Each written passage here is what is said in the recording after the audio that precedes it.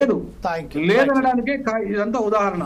Right sir, thank you very much sir. ఈరోజు ప్రస్తుతం ఏదైతే బీసీలకు సంబంధించింది నిన్న జరిగిన ధర్నాలో కాంగ్రెస్ పార్టీ అధిష్టాన వర్గం ఎందుకు రాలేకపోయింది అనే విషయంపై మనం చర్చించడానికి, దాని యొక్క పరిష్కార మార్గం ఎంచడానికే ప్రయత్నం మాత్రం చేశాము.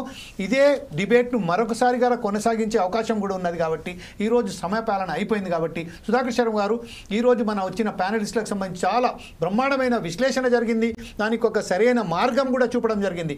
ఈ విషయంపై మీరు దాన్ని లాస్ట్ కంక్లూడ్ ఎలా చేస్తారండి? థ్యాంక్ యూ జమీల్జీ. ఈనాటి చర్చా కార్యక్రమంలో ప్రొఫెసర్ వినోద్ గారు చెప్పిన అంశాలు చాలా ఆసక్తికరంగా ఉన్నాయి. ఎందువల్ల అంటే వారు ఒక లీగల్ ఫ్రేమ్వర్క్ను అనుసంధానం చేస్తూ అద్భుతమైనటువంటి 9th షెడ్యూల్ గురించి ఒక క్లారిటీ ఇచ్చారు. అది ప్రతి ఒక్కరు కూడా తెలుసుకోవాలి. అలాగే మనకి చర్చా కార్యక్రమంలో బీజేపీ ప్రతినిధి అయినటువంటి ఆచార్య గారు ఒక అద్భుతమైన మాట అన్నారు.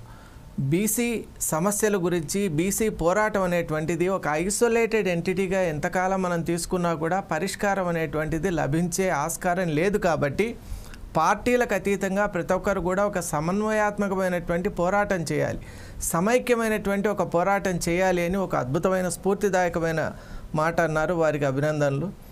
అలాగే మనకు రామ్మూర్తి గారు కానివ్వండి, అలాగే కార్తీక్ గారు కానివ్వండి, ముఖ్యంగా బీసీ ప్రాతినిధ్యం ఉండాలి అని ప్రతి ఒక్కరు కూడా కోరుకుంటున్నారు. అది నిజంగా చాలా మంచి విషయం. ఎందువల్ల అంటే అణగారినటువంటి వర్గం ఏదైనా భారతదేశంలో ఉంది అంటే అది కేవలం బీసీ వర్గమే.